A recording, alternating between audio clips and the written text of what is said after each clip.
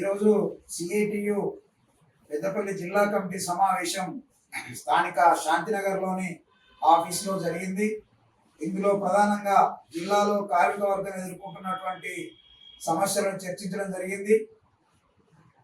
December 4న జిల్లాకు వస్తున్నటువంటి ముఖ్యమంత్రి గారు ఈ జిల్లాలో ఉండేటువంటి కార్మికుల సమస్యల పరిష్కారం కోసం తగు ఆదేశాలు ఇవ్వాలని డిమాండ్ చేస్తా ఉన్నాం. జిల్లా ఏర్పడి 8 సంవత్సరాలు పూర్తయింది. అయినా ఇక్కడ డిసిఎల్ కార్మిక శాఖ అధికారి లేకపోవడం మూలంగా ఈ జిల్లాలో ఉండేటువంటి కార్మికులు కానీ యజమానులు కానీ డిసిఎల్ అధికారి అంటే కరీంనగర్ వెళ్ళి అక్కడ కాంప్లైంట్ చేసి లేదా చర్చలు జరిపి సమస్యలు పరిష్కరించుకునేటువంటి పరిస్థితి ఉంది.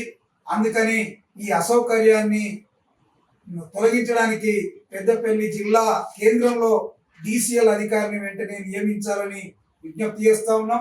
అదేవిధంగా 5 సంవత్సరాల క్రితం రామగుండం పారిశ్రామిక ప్రాంతంలో 100 పడకల సూపర్ స్పెషాలిటీ హాస్పిటల్ నిర్మాణానికి మంజూరైంది. కానీ 5 సంవత్సరాలు గడిచిన స్థల సేకరణ కూడా జరిగింది, నిధులు ఉన్నాయి. అయినా ఆ హాస్పిటల్ నిర్మాణానికి కావాల్సినటువంటి చర్యలు తీసుకోకపోవడం మూలంగా ఈ జిల్లాలో ఉండేటువంటి వేలాది మంది కార్మికులు యాజమాన్యాలు ఇచ్చినటువంటి డబ్బులన్నీ ఈఎస్ఐ స్కీమ్కి పోతున్నాయి. కానీ కార్మికులకు కానీ కార్మికుల కుటుంబాలకు కానీ వాళ్ళకి హాస్పిటల్ సౌకర్యం అందుబాటులో లేదు. ఇది సరైంది కాదు. కాబట్టి ఆ మంజూరైనటువంటి ఈఎస్ఐ హాస్పిటల్ని వెంటనే నిర్మాణానికి చేపట్టాలని డిమాండ్ చేస్తూ ఉన్నాం. అట్లాగే స్థానికంగా ఉండేటువంటి పరిశ్రమల్లో స్థానిక యువతకు ఉపాధి కల్పించకుండా ఎక్కడెక్కడ వాళ్ళని తీసుకొచ్చి పెడతా ఉన్నారు.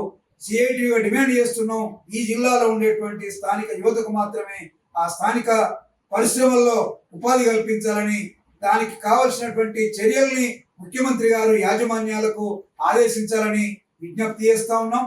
అట్లాగే ఎన్నికల ముందు అనేక రంగాల కార్మికులకు హామీలు ఇచ్చారు. సంవత్సరం గడిచింది, కానీ ఏ ఒక్క హామీని కూడా ఇప్పటి వరకు అమలు చేయలేదు. దాని మూలంగా కార్మికుల్లో తీవ్రమైనటువంటి అసంతృప్తి పెరుగుతుంది. ప్రధానంగా పెండింగ్ లో ఉండేటువంటి జీవోలను సవరించి నెలకు 26,000 ఇవ్వాలనేటువంటి డిమాండ్ ప్రభుత్వం నిర్లక్ష్యం చేయడం సరైనది కాదు. కాబట్టి ఆ జీవోలను విడుదల చేసి 26,000 వేతనం నిర్ణయించాలని ఈ సందర్భంగా డిమాండ్ చేస్తా ఉన్నాం.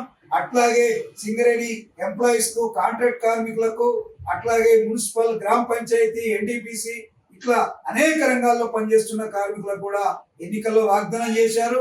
అవి అమలు చేయాలని విజ్ఞప్తి చేస్తున్నాం. ఎన్టీపీసీ, సింగరేణి ఈ 2 యాజమాన్యాలు అక్కడ ఉన్న కార్మిక సంఘాలతో ఒప్పందాలు చేసుకున్నాయి. కానీ ఆ ఒప్పందాలని అమలు చేయకుండా తుంగలో దొక్కి ఈరోజు కార్మికులతోటి శ్రమదోపిడీ చేయించుకుంటా ఉన్నాయి. కాబట్టి ఎన్టీపీసీ, సింగరేణి యాజమాన్యాలు కార్మిక సంఘాలతో చేసుకున్నటువంటి ఒప్పందాలని తూచా తప్పకుండా అమలు చేసే విధంగా కూడా ముఖ్యమంత్రి గారు ఆదేశించాలని మేము విజ్ఞప్తి చేస్తా ఉన్నాం. ముఖ్యమంత్రి గారు వస్తున్నారంటే ఈ జిల్లాలో ఉండేటువంటి మిగతా ప్రజలతో పాటు కార్మికుల యొక్క సమస్యలు పరిష్కారం అయితేని మేము ఆశిస్తున్నాం. ఆ రకమైనటువంటి పద్ధతుల్లో ముఖ్యమంత్రి గారు ఆదేశం ఇవ్వాలని, తగిన చర్యలు తీసుకోవాలని డిమాండ్ చేస్తా ఉన్నాం.